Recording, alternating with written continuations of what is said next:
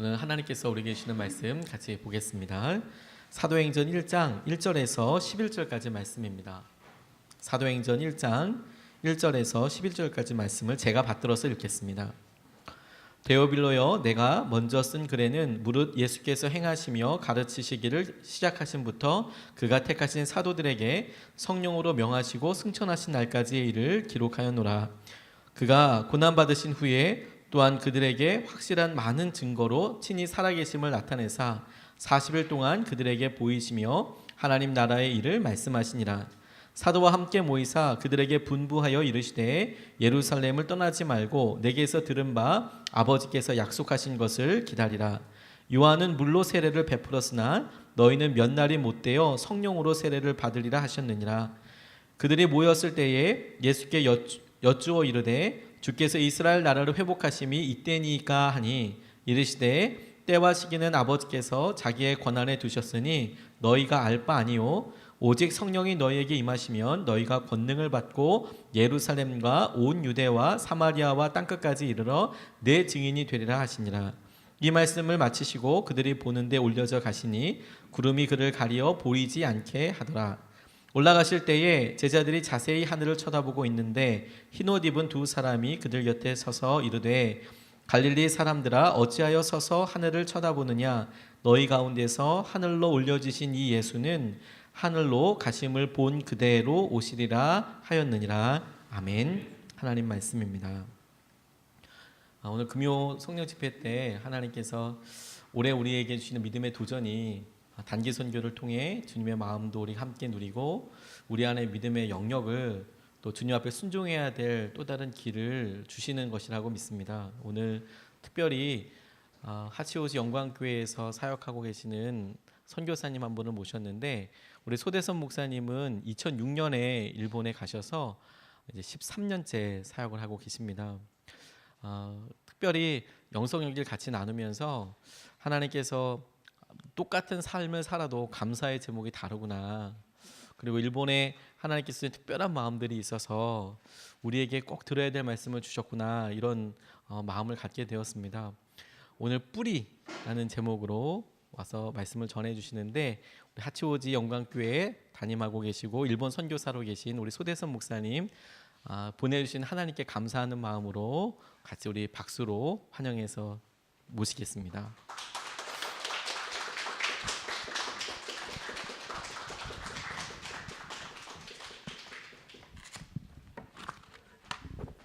할렐루야. 주님을 찬양합니다. 반갑습니다. 저는 일본 동경 하치오지시에 있는 하치오지 영광교회를 섬기고 있는 소대섭 선교사입니다. 여러분 정말 만나뵙게 돼서 너무 반갑고요. 그리고 이런 귀한 자리, 제가 과연 이 자리에 서서 정말 주님의 말씀을 이렇게 대언해도 될지 정말 스스로 많이 이제 부족한 마음도 많고 또 여러 가지 이제 뭐라 그럴까요? 뭐 인간적인 어떤 그런 생각으로는 과연 내가 이 자리에 서도 될까 하는 그런 마음이 큽니다. 그러나 주님께서 가라 하시면 가고 서라 하시면 서고 또 앉으라 하시면 앉고 하는 것이 바로 주님의 사람들, 바로 예수님의 사람들 또 그리고 우리의 성도의 그런 자세가 아닌가 생각해서 우리 차 목사님의 입을 통해서 주님이 주신 부름에 순종하여 이곳에 오게 되었습니다. 우리 말씀 같이 나누기 전에 잠깐만 기도하겠습니다. 사랑과 은혜 풍성하신 하나님 인간의 생각을 통해서 또 인간의 말을 통해서 전합니다. 부족한 종입니다. 그러나 하나님께서 우리 안에 성령께서 한 분 한 분 살아계시고 하나 되게 하셔서 사람의 말로 전했지만 하나님의 말씀으로 우리 마음 가운데 울리게 하실 줄로 믿습니다.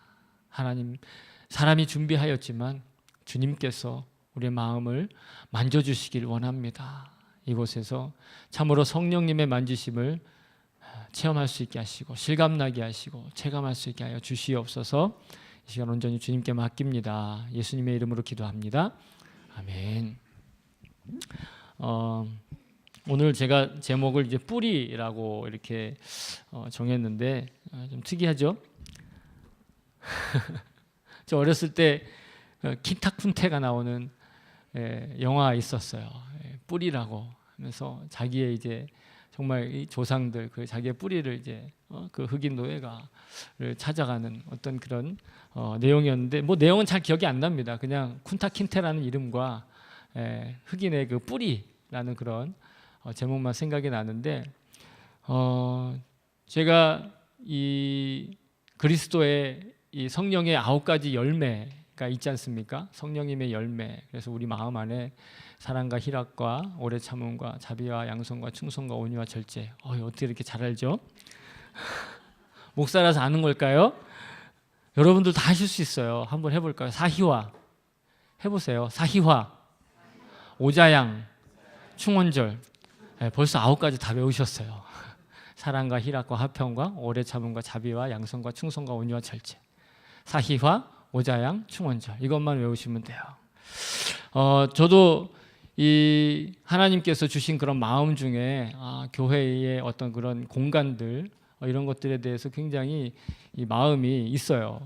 특히 우리 차 목사님이랑 이 교회를 이렇게 오면서 정말 예쁘다, 좋다. 근데 이게 원래 창고였다면서요.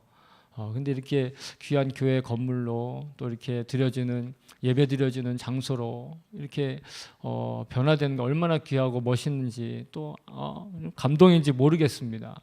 그래서 우리가 이런 이 교회를 성전이라 부르잖아요. 그런데 여러분 성전은 이미 예루살렘 성전은 없어졌고 예수님께서 그 성전 제사도 자신의 몸을 들이심으로써 없어졌잖아요. 근데 여전히 우리에게 이렇게 성전이다 성전이다 부르면 어떤 분들은 굉장히 이렇게 좀 민감하게 반응하고 그러면 안 된다고 율법적이라고 이렇게 얘기하시는 분들도 있는데 저는 반은 동의하면서 반은 좀 이렇게 의문을 가지고 있었어요. 그럼에도 불구하고 왜 우리가 성전이라고 부를 수 있을까? 정답은 우리 한 사람 한 사람이 다 거룩한 성전으로 부르심을 받았잖아요. 그 사람들이 모여서 예배를 하면 그것은 성전이 되는 거예요. 아멘.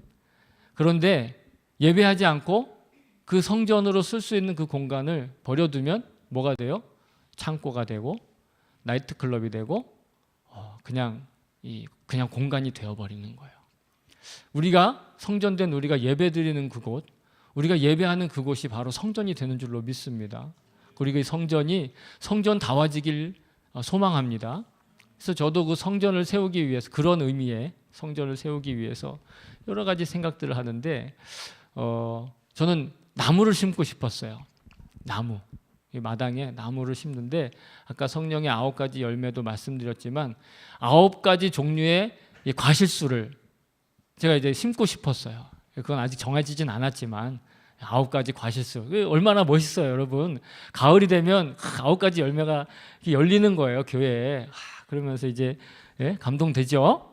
기도해 주세요. 그래서 이제 예행 연습으로 나무를 좀 심어봐야겠다.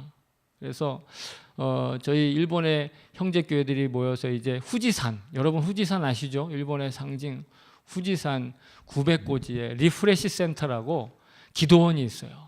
근데 거기가 원래 별장이에요, 별장. 여러분 아마 그 영화 속이나 이런 드라마 속에 보면 그렇게 그런 별장의 어떤 그런 원래 이상적인 모습 있지 않습니까? 그런 모습의 별장이 있는데 그걸 사서 지금 기도원으로 쓰고 있어요.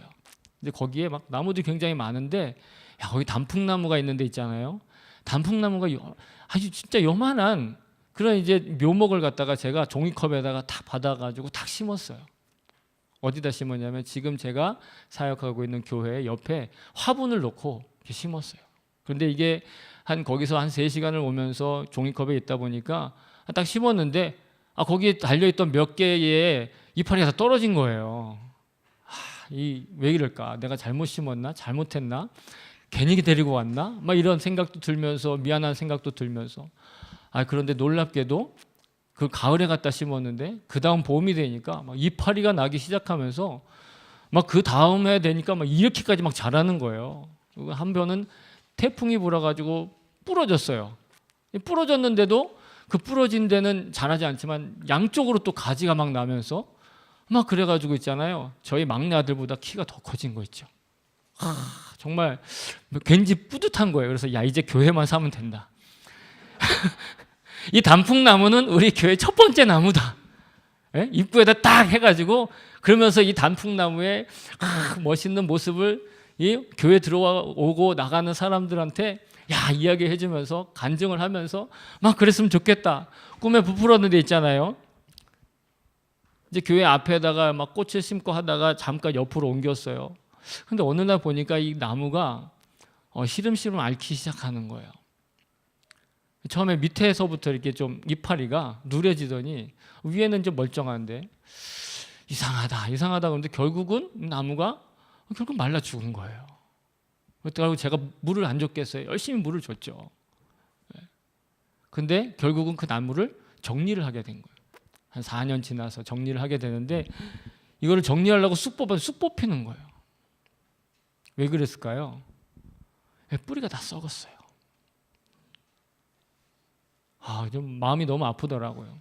제가 진짜 요만할 때 데리고 왔어요. 요만할 때 데리고 와가지고 이렇게까지 컸는데 그렇다고 굵지는 않았어요. 근데 이만하게 컸는데 야, 저 나무는 정말 우리 교회 첫 번째 나무 막 이러고 있었는데 이게 뿌리가 썩으니까 그 나무가 폭설도 견디고 폭우도 견디고 바람도 견디고 태풍도 견디고 그 화분이 쓰러졌다가 막 이렇게 꺾이고 그랬는데도 봄이 되면 이파리가 나고 새순이 나고 막 자기의 어떤 가지를 막 뻗치면서 생명력을 막 발산했었는데 여러분 뿌리가 썩으니까요. 그런 생명력 있는 나무도 그냥 뽑혀버리는 거예요. 그냥 죽어버리는 거예요. 그때 좀 깨달았어요. 정말 뿌리가 튼튼해야겠구나. 뿌리는 보이지 않아요. 그러나 그 보이지 않는 뿌리로 인해서 줄기가 자라고 또 이파리가 나고 계절을 견디고 추위를 견디고 바람을 견뎌요. 꺾어져도 다시 살아나요. 저희 교회 앞에 은행나무가 있는데 은행나무는 이 참 가로수로는 그렇게 훌륭한 것 같지는 않아요. 그래서 시에서 막 다 잘라버렸어요. 가지고 은행나무 가로수들이 쫙 서 있는데 마치 그냥 나무 기둥이 쭉 서 있는 것 같아요. 근데 그 나무가 몇 년 지나면 또 막 이파리가 나고 또 열매를 맺고 막 그래요. 저는 인생에 있어서 우리의 성도들의 또 성소뿐만 아니라 모든 사람들의 이 뿌리와 같은 것이 있다고 생각을 해요. 그 어떤 뿌리를 내리고 살아가는가, 그 어떤 뿌리를 가지고 어떤 뿌리의 능력을 가지고 살아가는가에 따라서 그 나무의 이파리와 줄기와 꽃과 열매가 나타난다고 생각을 합니다. 근데 우리들은 어떻게 보면 꽃을 굉장히 좋아해요. 꽃 피우기를 좋아해요. 그래서 그러면서 운명의 꽃이 피었다 뭐 이런 표현도 하잖아요. 근데 여러분 그거 아세요? 꽃이 져야 그 자리에 열매를 맺는 거예요. 우리가 자랑하고 싶어하고 우리가 나타내고 싶어하고 우리가 뭔가 보여주고 싶어하는 그 꽃이 져야 그 자리에서 열매가 맺어요. 근데 그 열매가 맺기 위해선 줄기도 있어야 됩니다. 이파리도 있어야 됩니다. 꽃도 있어야 됩니다. 그러나 뿌리 없으면 소용없어요. 뿌리가 있어야, 뿌리가 튼튼해야 우리의 실력도 드러나는 것이죠. 오늘 여러분들도 잘 아시고 우리 모두가 다 너무도 잘 알고 항상 들어왔고 또 이야기해왔던 사도들의 그 행전, 사도들의 그 고백들을 시작하는 사도행전 1장 1절부터 11절까지 말씀 중에 이 누가라는 사도가 이제 예수님에 대해서 예수님이 증거하신 것에 대해서 사도들을 통해서 예수님의 역사가 나타나는 것을 다시 한번 고백하고 있습니다.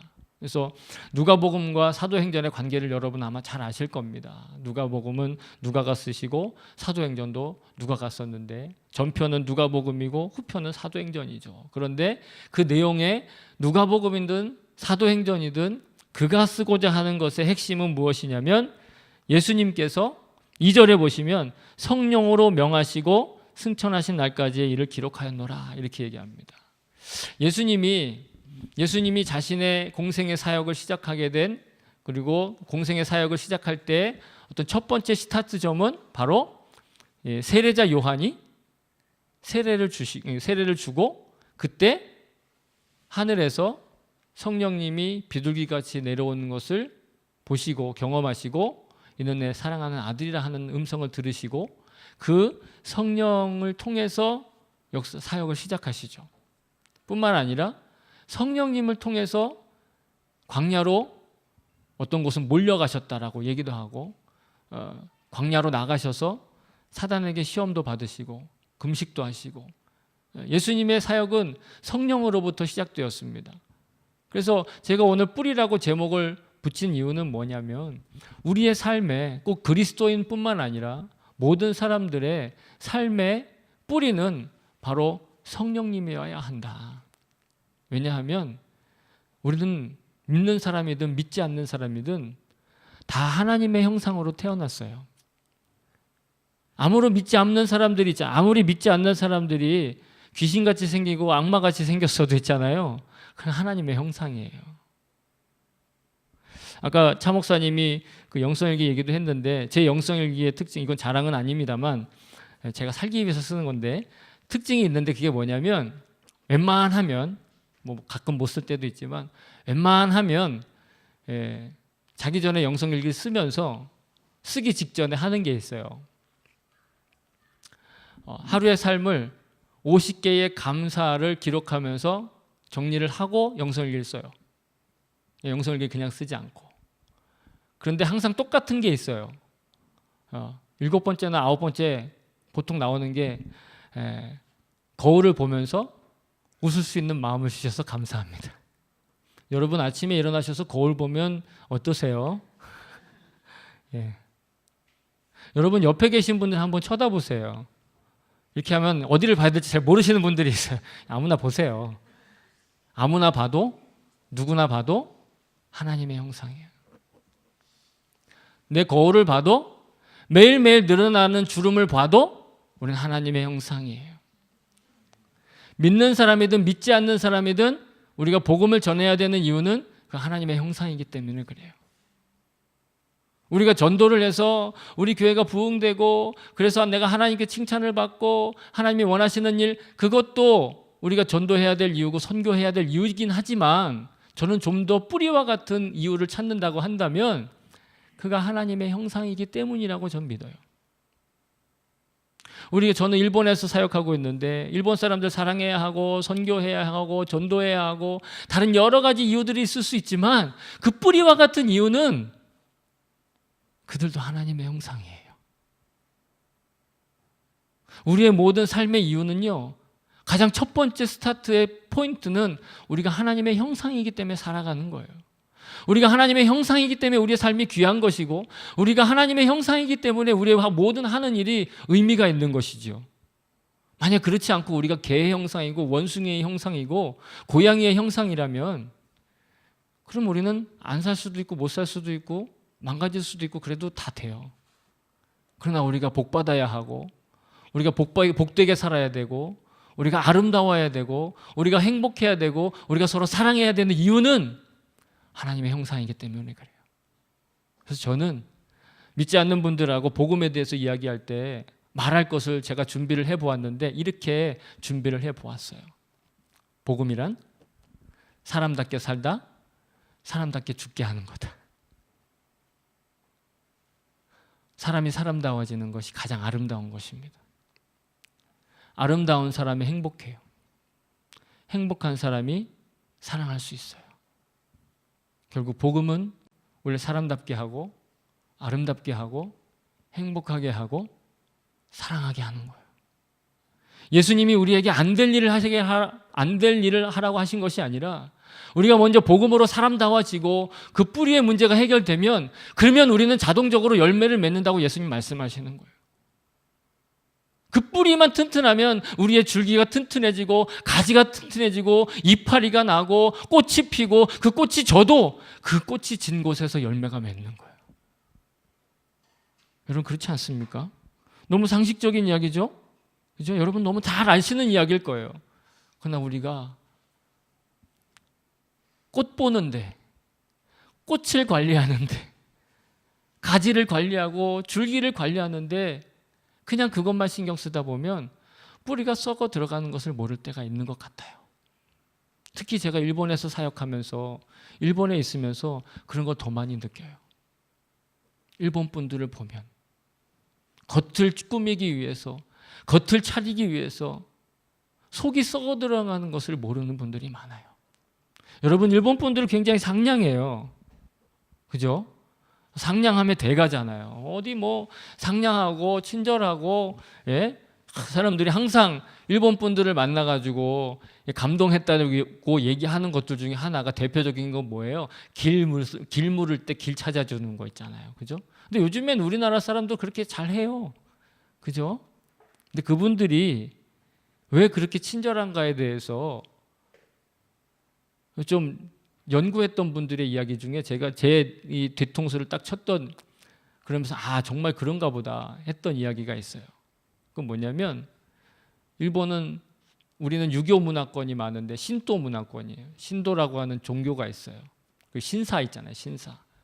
신사를 섬기고 그러면서 이제 자기의 복을 이제 구하는데, 사실은 자기가 있잖아요. 그 사람 누군가를 해코지를 하거나 불친절하게 하면 그 사람이 죽어서 나쁜 영이 돼서 자기의 후손이나 자기한테 나쁜 영향을 미칠 거라고 믿는 거예요. 왜 마치 우리가 부모님 명당 자리에다가 모시면 후손 잘 되고 뭐든지 잘 된다라고 믿는 것처럼 그렇게 믿는 거예요. 그래서 그냥 한 번 만난 사람이라 할지라도 그가 악한 영이 되지 않게 하기 위해서, 귀신이 되지 않게 하기 위해서, 그래서 그게 친절하다는 거예요. 근데 생각해 보면 그래요. 왠지 아세요? 그래, 그게 해놓고 뒤에 가서 욕해요. 사람이 그렇더라고요. 그래서 일본에 있잖아요. 일본의 한국 사람들이 상처가 그렇게 많아요. 겉으로는 막 뭐든지 다 빼줄 것처럼 그렇게 했던 사람도 나중에 결정적인 순간에 가면 우리의 입장에서는, 그 반대쪽의 입장에서는 뒤통수 치는 것처럼 느껴지는 거예요. 그리고 우리나라 사람들은 특히 일본 사람들의 감정이 안 좋잖아요. 육신적인 감정이 안 좋아요. 그래서 뭐 자기가 마치 애국자라는 것을 표현하기 위해서 욕을 더 많이 하면 더 많이 할수록 자기가 애국자인 게 더 나타나는 듯한 그런 마음을 갖는 것 같아요. 그러나 그런다고 해서 우리 애국심이 늘어나는 것 같지는 않습니다. 자, 우리가 예수님께서 성령으로서 자기의 당신의 사역을 시작을 했고, 그리고 성령님이 함께 하신 것이 바로 그리스도께서 하신 역사의 나타남이다, 이렇게 생각을 합니다. 말씀드린 것처럼 우리의 모든 삶의 능력은 뿌리와 같은 것이고, 우리에게 있어서 뿌리와 같은 것은 성령의 능력이 되어야 될 줄로 믿습니다. 그리고 우리는 이 성령의 능력으로 그 뿌리와 같은 삶을 살아갈 때 저는 이랬으면 좋겠어요. 분주하게 살지 말고 분명하게 살자. 일본 사람들이 참 분주해요. 일본 사람들은요 굉장히 분주해요. 그러니까 어떤 이 사회학적으로 이제 조사를 했는데, 사람들이 걷는 속도 있잖아요. 그런 것들을 다 연구를 했는데 일본이 가장 빠르다는 거예요. 일본 사람들이. 그리고 일본 사람들은요 기본적으로 종종걸음을 걸으세요. 그래서 있잖아요, 제가 일본에 있으면서 3년 만에 이 한국 사람과 일본 사람을 파악하는 점을 완전히 깨달았잖아요. 네, 걷는 폼이 달라요.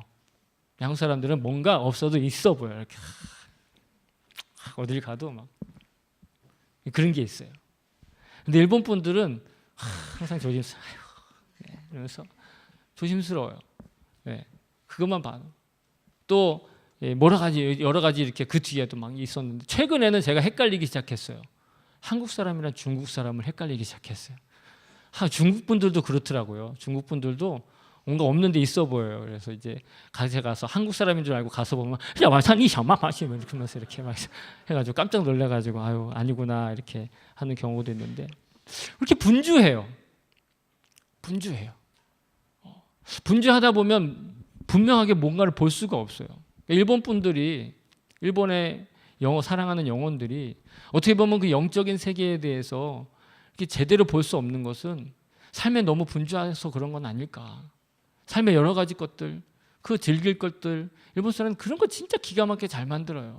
게임도 잘 만들고 놀이문화도 잘 만들고 하여튼 기가 막혀요. 그래서 돈만 가지면, 일본에서는 있잖아요, 돈만 가지면 이 세상의 삶을 즐겁게 사는 것에는 다 누릴 수가 있는 것 같아요. 뭐 세상에 어디 가나 다 마찬가지겠지만 특히 일본에 있으면서 그런 유혹들이 굉장히 많아요.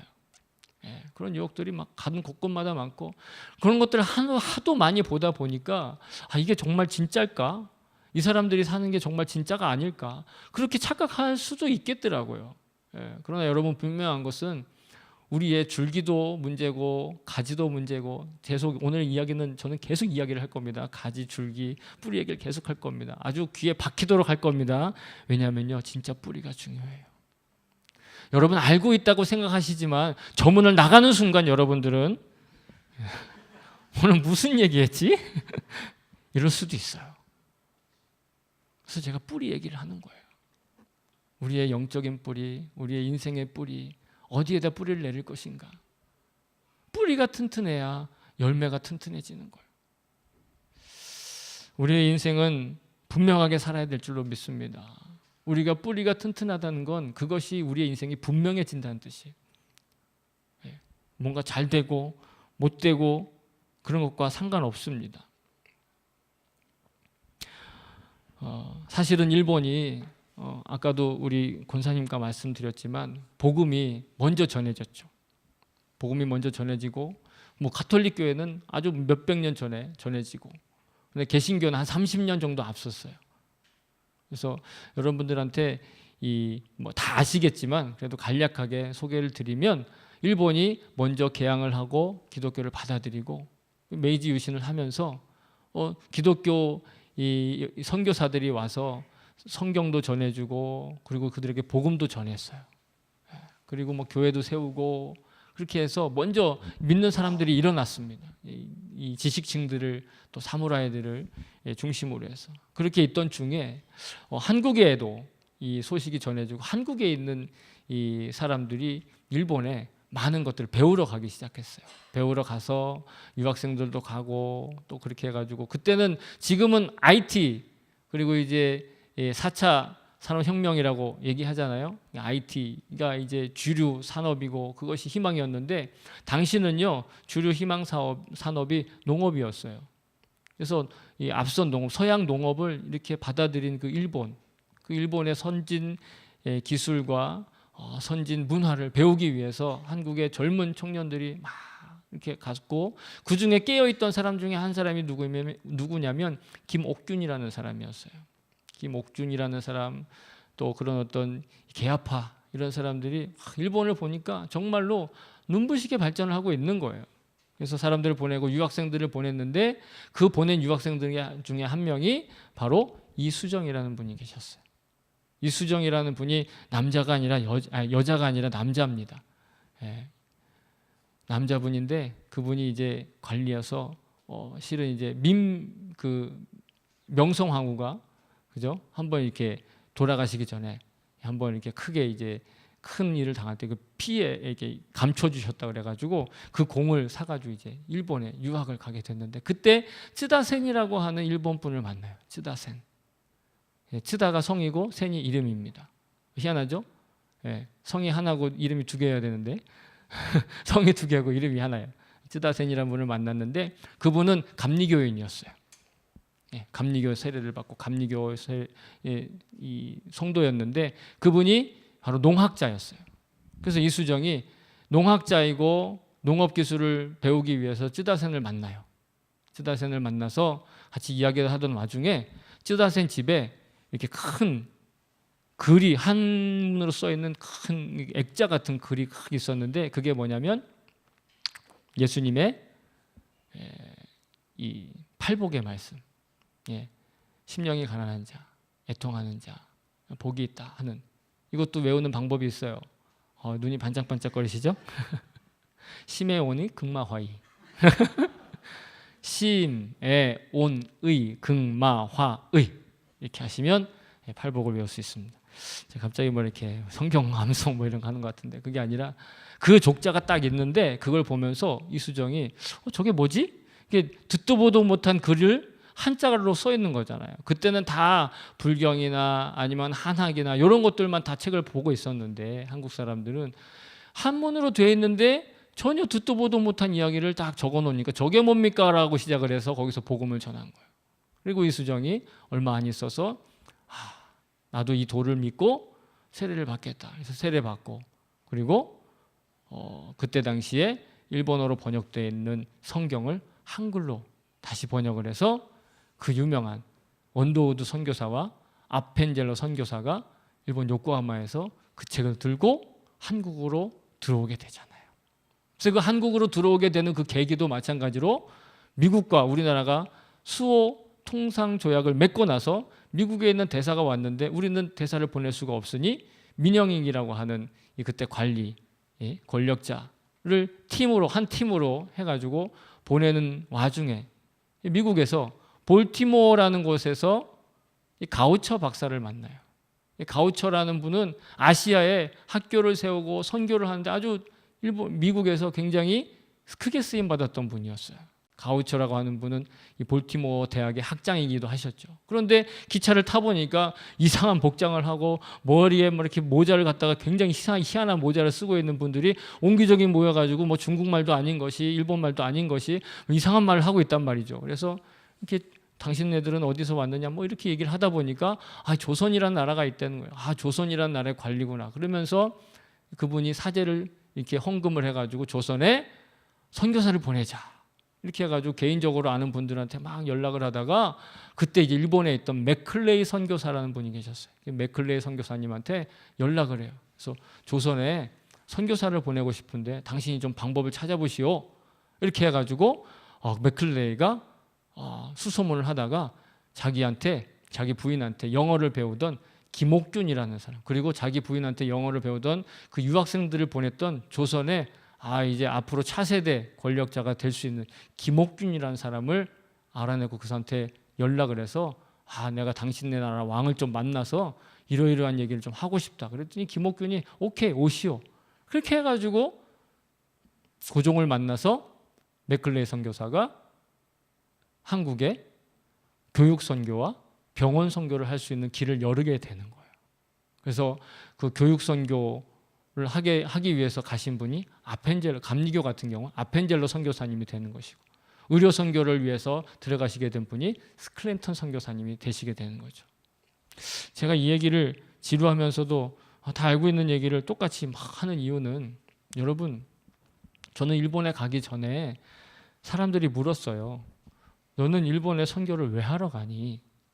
너는 선교를 그런 어떤 불타는 열정이 있니? 여러 가지 질문을 막 했어요. 그런데 그런 질문에 대한 대답은 잘 못했어요, 제가. 그런데 왠지 가야 될 것 같은 거예요. 왠지 가고 싶은 거예요.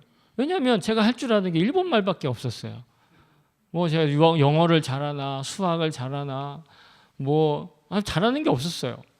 국어는 그냥 우리 말이니까 그냥 하는 거니까 하는 거지만 잘할 수 있는 게 없었어요. 그거는 우리 차 목사님 잘 알아요. 저는 고등학교 때 일본어만 잘했어요. 일본어도 잘한 게 아니라. 근데 왠지 그런 기회들을 주시고 그런 일들을 주시면서 왠지 가야겠는데 내가 왜 가야 되는지 모르겠는 거예요. 솔직히 말하면. 그러나 이제 그래도 어떻게 내가 왜 가는지 몰라요. 어떻게 자존심 상하게 그렇게 얘기해요. 그러면서 거창하게 막 얘기를 했죠. 그래도 그러면서 어떤 분들은 왜 가냐 그런데 어떤 분들은 그래 일본을 가야 돼 이러면서 나도 모르고 자기도 모르고 서로 모르면서 이렇게 갔어요. 갔는데 가서 있으면서 그러면서 느끼면서 생각하게 하신 것이 뭐냐면 우리가 복음의 빚을 갚으러 왔다. 물론 중국을 통해서도 왔어요. 중국을 통해서. 그리고 토마스 선교사님이 이렇게 순교하시면서 여러 가지 에피소드들이 있잖아요. 근데 제가 하나님께서 일본을 통해서 주신 마음은 그들이 교세가 약해서 아니면 어떤 역사적인 그런 이유가 있어서 그런 것도 다 이유가 됩니다. 그런 것들도 이유가 되지만 좀 더 뿌리와 같은 그런 이유가 있다고 한다면 제가 찾아낸 그 뿌리와 같은 이유가 있다고 한다면 무슨 우리가 복음의 빚을 갚기 위해서 가야 된다라고 생각을 하게 된 거예요. 그들을 징검다리 삼아서 그들을 물론 믿지 않는 분들도 있고 믿는 분들도 있지만 그들 안에 믿는 분들을 통해서 우리나라에 복음이 전해지고, 그리고 그 복음을 통해서 우리가 사람답게 되었고, 행복하게 아름답게 되었고, 행복하게 되었고, 사랑하는 법을 배웠잖아요. 사도 바울은 우리에게 사랑의 빛 외에는 지지 말라 이런 표현을 쓰셨습니다. 근데 저는 그걸 그렇게 읽어요. 사랑의 빛 외에는 아무 빛도 지지 말라. 무슨 뭐 론을 받지 말라, 대출을 받지 말라는 뜻이 아니고, 예? 사랑에 대해서 자기가 얼마나 사랑받는 존재에 대한 것에 대해서 분명히 알고 살으라 하는 뜻으로 저는 읽었어요. 그리고 그 사랑이 어떻게 흘러왔는가. 우리가 정말 일본이 싫기도 하고, 왜 일본은 우리 옆에 있어가지고 우리를 이렇게 괴롭히는 거지, 그럴 때도 있고 정말 괴로울 때 많이 있어요. 그리고 일본에서 살면서 좋은 것들도 있지만 실은 내가 왜 이러고 있나, 내가 이러려고 선교사가 됐나, 뭐 이렇게 생각이 드는 때도 있지만, 그럴 때마다 주님께서 일깨워 주시는 것, 하나님께서 일깨워 주시는 마음은 너는 사랑의 빚을 갚으러 왔다. 너는 복음의 빚을 갚으러 왔다. 꼭 일본 사람들을 직접 전도하거나 직접 전도하지 못하거나 상관없어요.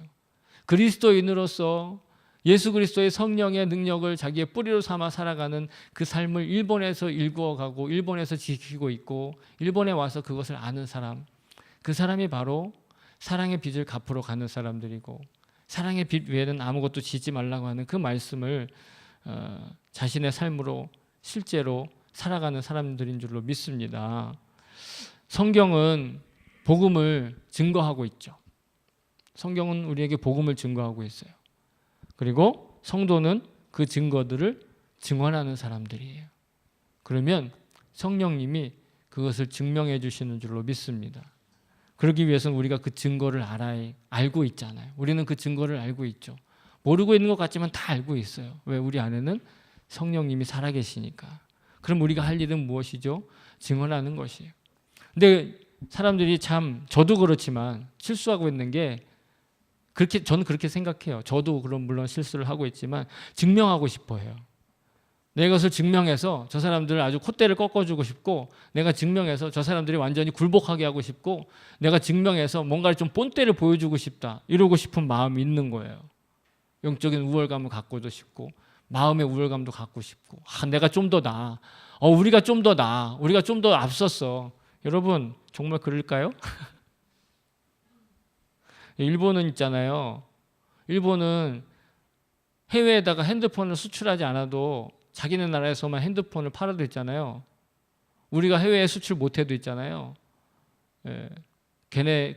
죄송합니다. 걔네들이 아니죠. 그분들의 나라의 휴대폰 회사들은 다 살아남아요. 우리는 망해도. 그리고 있잖아요. 그분들은요, 뭐 이거 노벨상 뭐 이렇게 여러 논쟁이 있을지 모르겠지만 이미 노벨상 수상자들이 이제는 손에 꼽히지 못해요.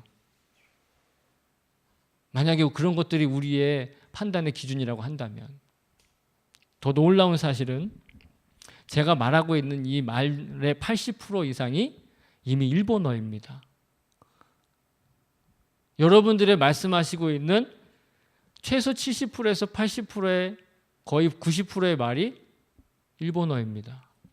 특히 법조계에 계신 분들, 학계에 계신 분들, 좀 뭔가 좀 자기가 이렇게 지식에 있다고 하시는 분들, 한글학자 빼고요, 그분들은 거의 90%의 말을 일본어를 하고 계십니다. 학교라는 말, 수소라는 말, 이산화탄소, 질소, 먹으면 죽소. 자, 먹으면 죽소는 아니고요. 그런 모든 언어들이 다 일본어예요. 제가 가끔 갈등할 때가 있어요. 제가 살고 있는 동네 이야기를 할 때. 왜냐하면 저는 이렇게 얘기하고 싶은데, 도쿄도 하치오지시에 살고 있습니다, 이렇게 얘기하고 싶은데, 그러면 여러분들 좀 헷갈려요. 왜? 뭐가 더 익숙하죠? 동경 어디에 있습니다. 동경이란 말이 도쿄라는 말인데, 자, 우리는 일본어를 한자로 바꿔서 그 한자 발음대로 우리가 쓰고 있을 뿐, 조사만 빼면, 그래서 우리말을 다 한자로 바꿔 놓으면 일본 사람들이 다 알아들어요. 왜냐하면 일본 분들이 먼저 그것을 번역을 해서 서양의 모든 문물들을 아시아에 다 알려줬기 때문에 그래요.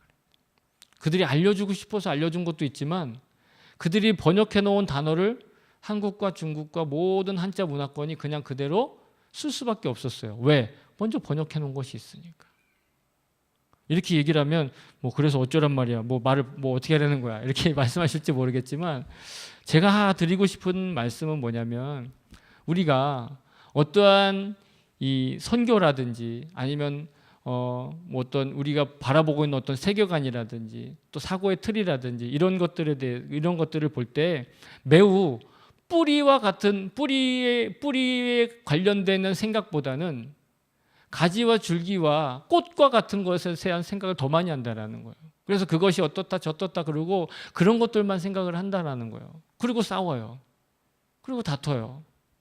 일본에 있는 선교사로서 한국인으로서 제일 뜨끔뜨끔하고 가슴이 올라갔다 내려갔다 울렁불렁 할 때가 언제냐면 한국에서 일본에 관한 나쁜 뉴스가 나올 때예요.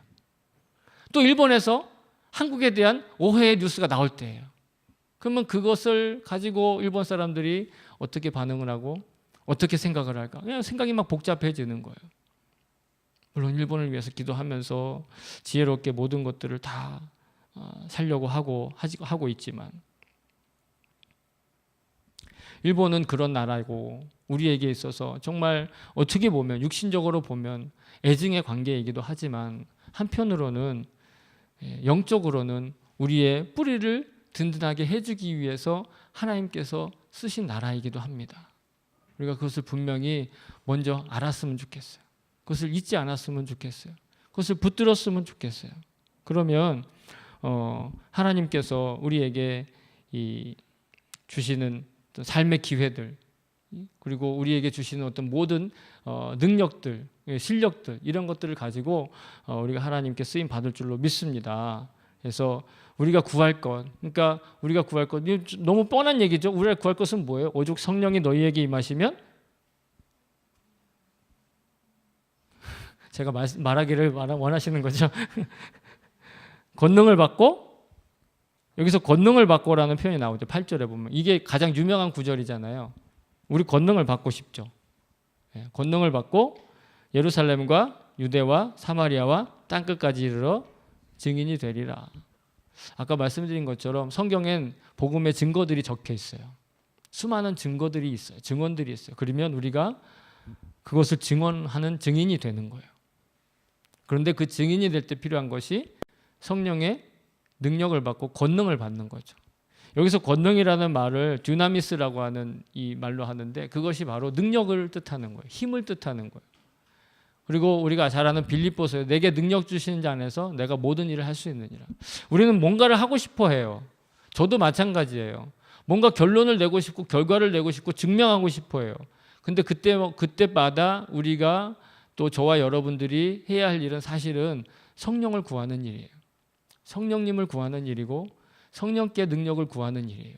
그러면 자동적으로 실력이나 열매나 어떤 결과들은 전 나타난다고 믿어요. 왜냐하면 성경에 그렇게 적혀 있거든요. 제가 경험을 해서 그런 건 아니에요. 제가 10몇 년 동안 일본에 있었기 때문에 그런 경험 때문에 그런 생각을 갖는 게 사실은 아니에요. 성경에 있기 때문에. 물론 이 성경을 아는 것도 경험일 수도 있겠지만요. 우리가 일본을 선교한다라는 거, 그리고 여러분들이 제가 사전에 듣기로 우리 김남구 선교사님, 일본인 교회에 가셔서 아주 귀한 일을 하고 계시는데 일본에는 여러 교회들이 있죠. 아마 김남구 선교사님도 소개를 해주셨을 거예요. 여러 형태의 교회들이 있는데 여러분 그 모든 여러 형태의 교회들이 다 하나 되어서 협력할 수 있도록 기도해 주십시오. 그들이 모두 다 성령으로 하나 될 수 있도록 기도해 주십시오. 어쩌면 성령께서 다 하나 되게 하셔서 하나의 마음으로 그곳에서 자리 잡고 또 사역하고 일하고 있는데 어쩌면 그 하나 되게 하신 것을 굳게 지키지 못하는 경우도 있는 것 같아요. 그러나 그것을 탓하기보다 하나 되게 하신 성령님이 하나 되게 하신 것을 지킬 수 있게 해달라고 그들에게 힘을 달라고 기도해 주셨으면 좋겠습니다.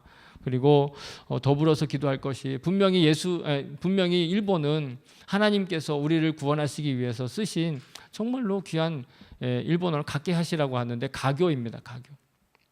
정말 일본이 쓰임 받았어요.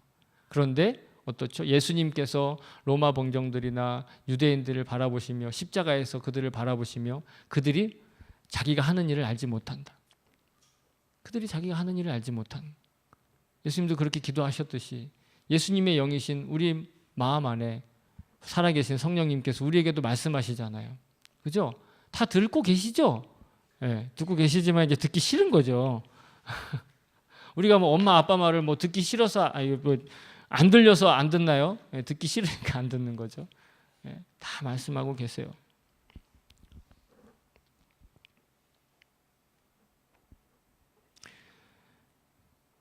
성령의 능력을 받는 것, 그리고 일본을 사랑하는 것, 그것은 그럼 언제까지 해야 될까요? 언제까지 해야 될까요? 예수님 다시 올 때까지. 예수님 다시 올 때까지 분명히 우리는 포기하지 말고 해야 될 일이 바로 그 일입니다. 물론 우리 예수님의 사람들 교회는 여러 가지 사역이 있을 겁니다. 또 앞으로 여러 가지 사역들로 하나님께서 길을 열어주시고 또 방향을 열어주시고 비전을 보여주시고 또 그 지경을 밝게 하실 거예요. 그러나 그때마다 잊지 말아야 될 것, 우리의 뿌리이고 능력이 되는 영적인 뿌리도 뿌리지만 우리가 어떻게 복음을 받아들여졌는지, 우리가 어떻게 복음을 받고 그래서 우리다움을 회복하고 우리의 아름다움을 회복하고 행복하게 되었고 서로 사랑할 수 있는 능력을 갖게 되었는지. 많은 사람들이 기독교를 받아들여서 발전한 것들만 생각하죠. 발전한 것들만 생각한다고 하면 좀 어폐가 있지만 그런 것들에 더 많은 관심을 갖습니다. 우리가 이렇게 발전한 것, 예수 믿어서 그렇다. 맞는 이야기긴 하지만 그게 다가 아니죠. 우리가 우리다워지고 아름다워지고 서로 사랑하게 된 것, 여러분 그게 더 큰 일 아닐까요? 우리가 우리의 뿌리를 보존하게 된 것, 그게 더 큰 일이 아닐까요?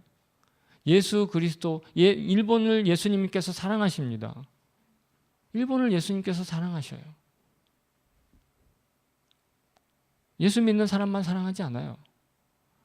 성경에 어디에 예수 믿는 사람만 사랑하겠다는 말씀이 있나요? 하나님이 세상을 사랑하셨잖아요. 일본도 세상이고 우리도 세상이고 하나님 믿지 못하는 사람도 세상인데 그 사람들 사랑하셨습니다. 나를 사랑하신 것만큼 그들도 사랑하셨습니다. 그래서 우리가 예수님 다시 오실 그때까지, 예수님 다시 오십니다. 진짜 다시 오신다고 써 있잖아요. 안 믿겨지시죠? 그래요. 육신적으로는 저도 안 믿어져요. 2000년이나 지났으니까. 그러나 분명한 것은 성경은 말씀대로 이루어지는 줄로 믿습니다. 그리고 우리는 죽으면 죽는 게 아니라 자는 거예요. 제가요, 어렸을 때, 죄송합니다.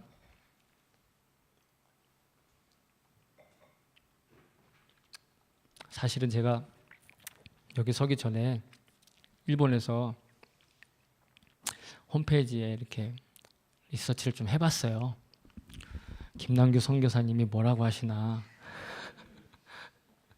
그래서 좀 야비하죠, 제가? 근데 선교사님이 자꾸 이렇게 막 하시더라고요. 왜 그런지 몰랐어요. 이제 알겠어요.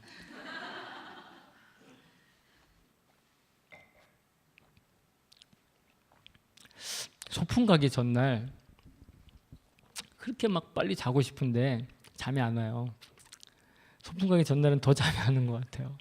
근데 왜 빨리 자고 싶죠? 잠만 들었다 눈 딱 뜨면 소풍 날이잖아요. 그죠? 그냥 빨리 자고 싶은 거예요. 그러니까 내가 얼마나 오래 잤는지 어떻게 잤는지는 뭐 별로 상관이 없어요. 그냥 내가 일단 눈 감고 잠이 들었다 그러면은 바로 그냥, 그죠? 그래서 빨리 자고 싶었어요. 우리가 사도 바울은 그렇게 얘기했어요. 주님 다시 오시는 날 죽은 사람들은 잠자는 자가 깨어나는 것 같다 라고 얘기를 했어요. 베드로 사도는 하나님께 있어서는 천년이 하루 같고 하루가 천년 같다고 그랬어요. 근데 저는 그 하루를 한순간이라고 얘기하고 싶어요.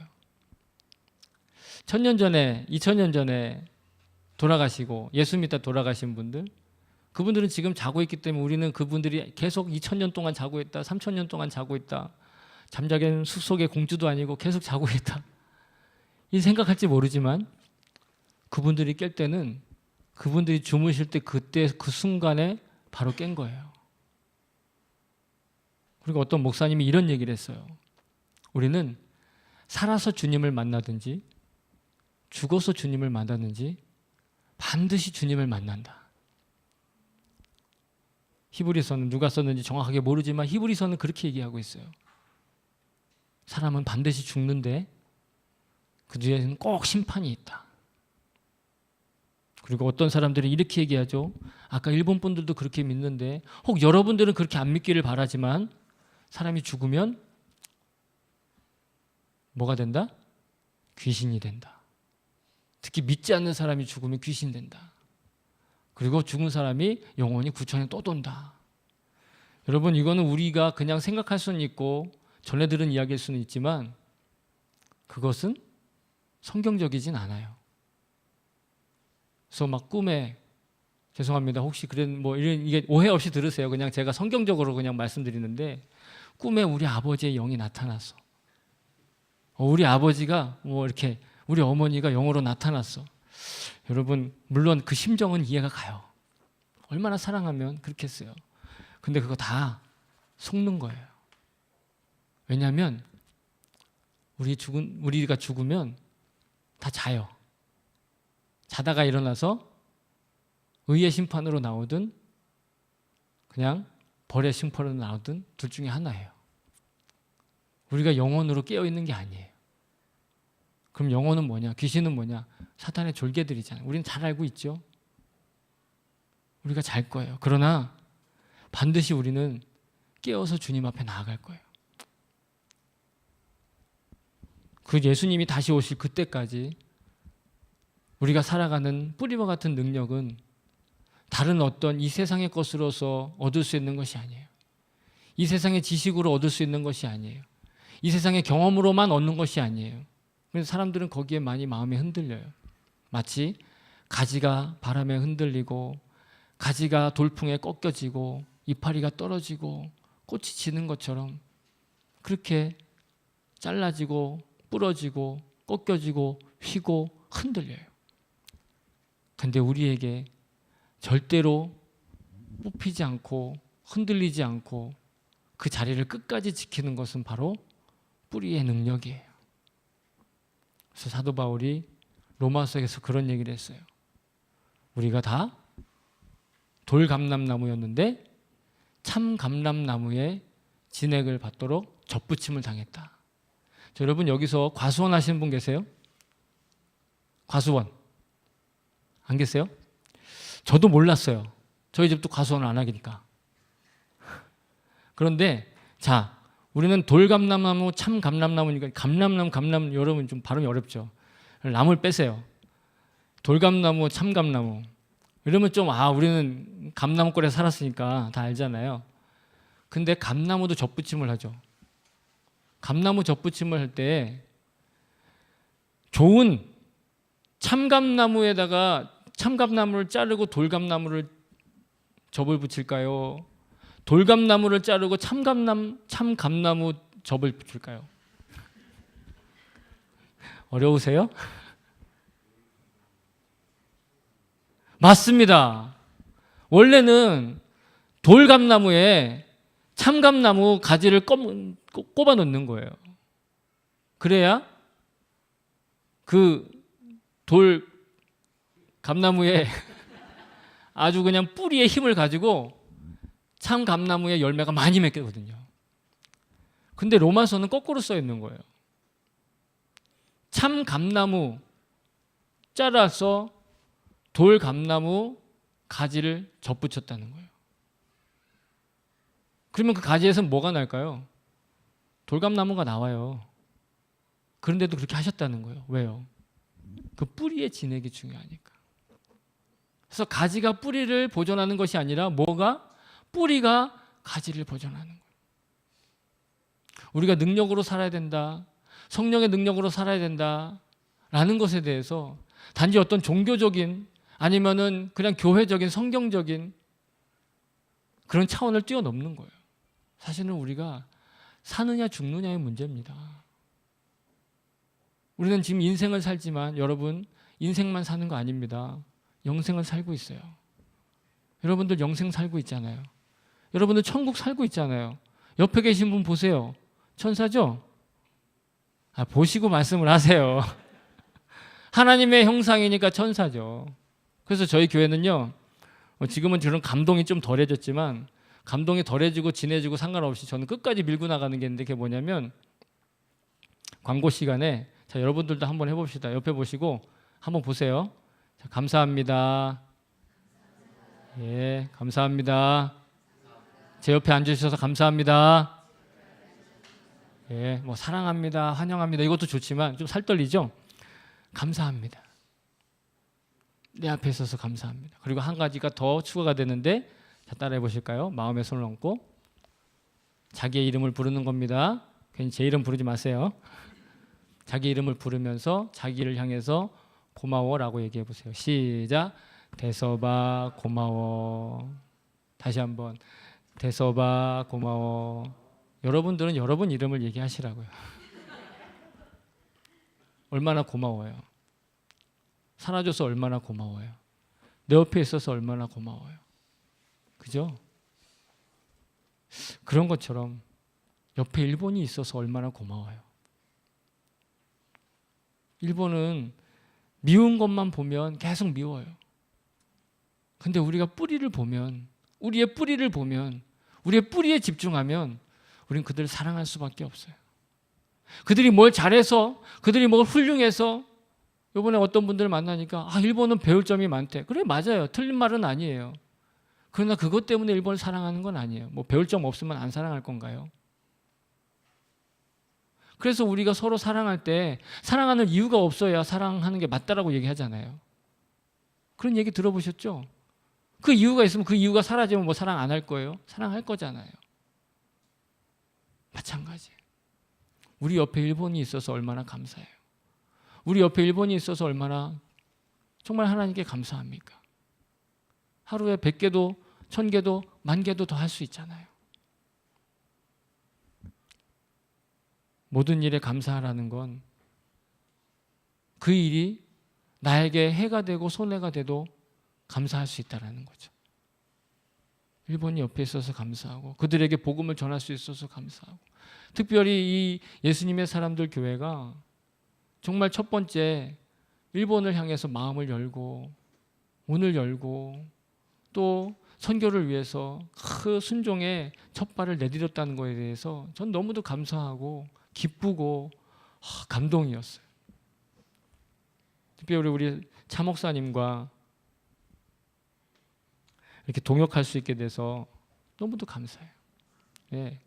한 가지 에피소드를 더 말씀드리고 마무리하자면 저는 차 목사님하고 이렇게 다시 만나서 이렇게 이런 좋은 인연을 맺게 될지 꿈에도 생각을 못했어요. 아까 제가 말씀드렸죠? 저는 일본어만 잘하고 우리 차 목사님은 일본어도 잘하고 얼마나 부러웠는지 몰라요. 네. 그래서 시험을 보면 왜 그 중간고사나 기말고사는 며칠씩 보잖아요. 그리고 이렇게 과목별로 보고 해죠. 일본어 시험 보는 날 전 신나요. 네. 근데 그날만 신나요. 그래서 굉장히 부러웠고 그 다음에 인간적으로는 지금이야 뭐 그렇게 생각 안 하지만 인간적으로는 막 이렇게 굉장히 큰 차이가 나는 신분 차이처럼 느껴지는 무슨 뜻인지 아실 거예요. 네. 그랬는데 하나님께서 이렇게 귀하게 함께 손잡고 갈 수 있게 해주셔서 얼마나 감사한지 몰라요. 네, 여러분 이와 마찬가지로 지금 혹시 우리 가운데 아니면 여러분들 인생의 삶 가운데 그렇게 뭔가 차이가 나고 뭔가 격이 혹은 뭔가 레벨이 아니면 어떠한 이 사건과 에피소드 때문에 거리가 멀어졌다가 좁아졌다가 하는 그런 관계가 있습니까? 하나님의 형상입니다. 그가 있기 때문에 내가 있습니다. 그를 통하여 나를 더 사랑하게 됩니다. 그를 통하여 내 존재가 더 감사하게 됩니다. 내가 감사하고 내가 사랑하기 때문에 그를 더 사랑할 수 있고 그를 더 감사할 수 있습니다. 일본이 우리에게 그런 존재고 또 우리의 이웃들이 바로 그런 존재들입니다. 그것이 바로 우리의 뿌리입니다. 다른 것이 아니라 그 사랑이 우리의 뿌리입니다. 그것이 성령의 능력이고 그 성령의 능력으로 우리가 모든 선교를 감당할 수 있고 모든 사역을 감당할 수 있고 그때 비로소 저와 여러분이 성령의 9가지 열매뿐만 아니라 우리 인생의 실력의 열매를 맺게 되는 줄로 믿습니다. 자, 이제 마무리를 하고요. 우리 함께 기도했으면 좋겠습니다. 근데 제가 2가지 기도 제목을 놓고 함께 기도할 텐데요. 첫 번째는 여러분 제가 말씀드린 대로 우리 일본을 성령의 능력으로 사랑할 수 있어요. 그런데 성령의 능력으로 사랑할 때 그들을 위해서 진짜 해줄 수 있는 기도의 정말 진짜 기도는 뭐냐면 모세의 기도예요. 모세는 자기를 괴롭히고 죽이려고 한 그 이스라엘 백성들의 그 죄를 위해서 기도했는데 주님, 내가 당신의 그 책에서 이름이 지워질지라도 내가 지옥에 떨어질지라도 나는 그들의 용서를 구합니다 라고 기도했어요.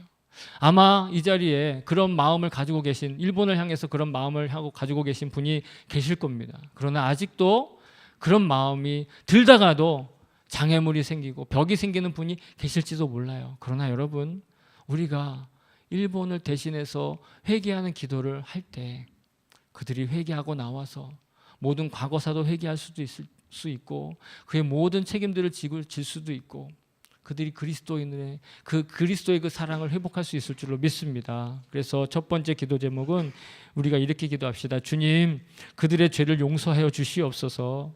그들의 영혼을 불쌍히 여겨 주시옵소서.